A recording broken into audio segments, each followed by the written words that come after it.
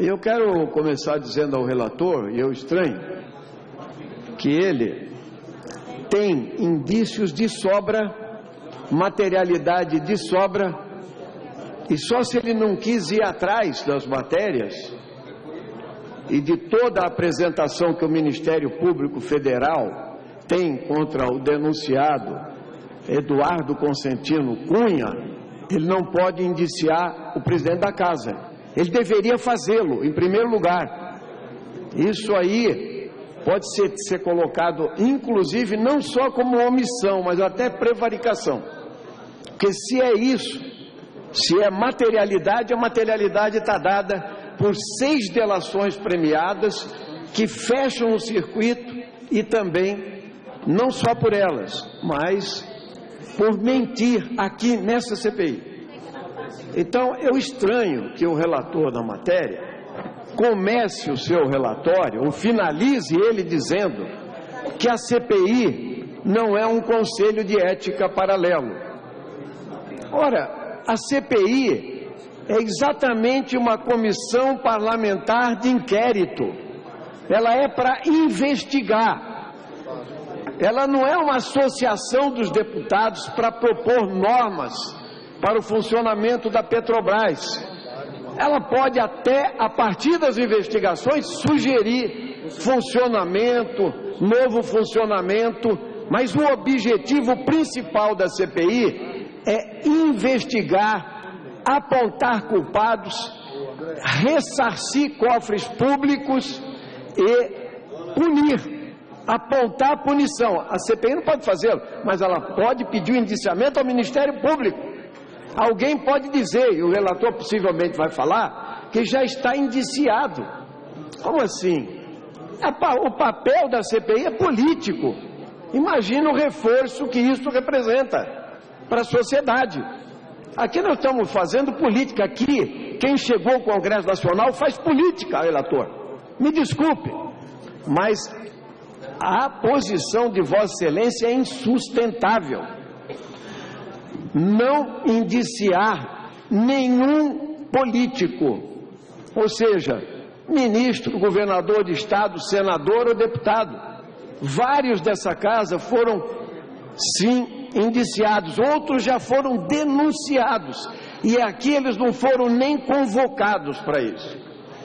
Nem convocados, nem a aprovação da convocação foi feita por uma deliberada ação de corporativismo e de conchavo político que eu quero denunciar nessa CPI. Entre partidos que não queriam investigar para que os seus não fossem investigados. Tudo começou nessa CPI, na Operação Lava Jato, com um posto de gasolina. Gente que ia buscar dinheiro em posto de gasolina. Tinha um doleiro lá e tinha gente que ia buscar dinheiro, inclusive políticos. Na CPI dos Correios foi a mesma coisa. Era uma mãozinha entregando R$3.000, que deu no inquérito do Mensalão. E desse, da Lava, que chamou-se Lava Jato exatamente por isso, porque era um posto de gasolina. E daí se buscou toda uma estrutura com doleiros, operadores, dirigentes da Petrobras e, evidentemente, aqueles que têm capacidade para nomeá-los e tirar partido disso tudo, desse processo de corrupção que saqueou os cofres públicos. É interessante porque nós temos o núcleo das empreiteiras, dos funcionários da Petrobras, dos operadores financeiros e temos o núcleo dos políticos. A CPI, que devia se debruçar mais ainda sobre o núcleo dos políticos, exatamente não o fez. Ela foi criada para isso, porque as empreiteiras estão lá em Curitiba, e nós ouvimos muitos aqui, outros se omitiram, não quiseram falar, ou vieram com habeas corpus, e tem delator premiado de empreiteira, condenado a 16, 15 anos de prisão.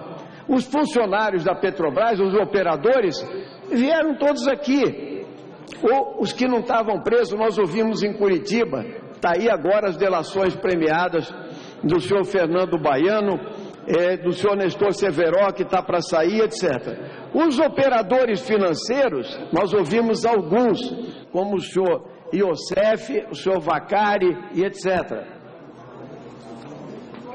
Mas poderíamos ouvir mais, gente que fazia parte da entrega de dinheiro, gente que poderia localizar onde esse dinheiro foi parar e a quantidade de dinheiro que foi entregue.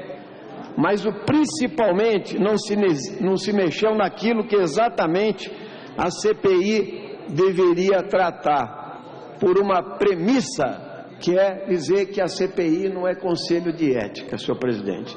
Por isso, é verdade, é o seguinte, que o funcionamento da CPI, ela foi questionada no primeiro dia, e eu quero lembrar a questão de ordem levantada por esse deputado no primeiro dia de funcionamento da CPI, que era que os parlamentares que receberam recursos eleitorais de doações das empresas envolvidas na Operação Lava Jato não poderiam investigar aqueles que estavam sendo investigados. Esta questão de ordem foi rejeitada pelo plenário, por ampla maioria, e a gente sabe que isso tem um efeito brutal, ou seja, como é que vai se investigar aquele que fez a doação eleitoral? Cadê a independência para isso, né? E a vida provou, está aí os empreiteiros dizendo claramente, senhor presidente, que a CPI, ela acabou incorrendo num grave erro ao não permitir que os deputados financiados que seriam os investigadores se retirassem da CPI. E digo mais, inferiu o regimento interno no seu artigo 6º, parágrafo 6º, artigo 186. Ou seja, o deputado deve se afastar ou deve se sentir impedido em se tratando de tratar assunto que envolve causa própria. Não se deu a mínima bola e é por isso que essa casa depois foi contra acabar com o financiamento empresarial de campanha. Está certo, o Supremo Tribunal Federal resolveu-se lá fora o que ela não foi capaz de fazer aqui, nem com a CPI, nem com tudo que foi ventilado pelos empreiteiros e por figuras públicas que falaram grandes questões aqui, como o senhor Paulo Roberto Costa, que não existe doação eleitoral que não seja fruto realmente da corrupção.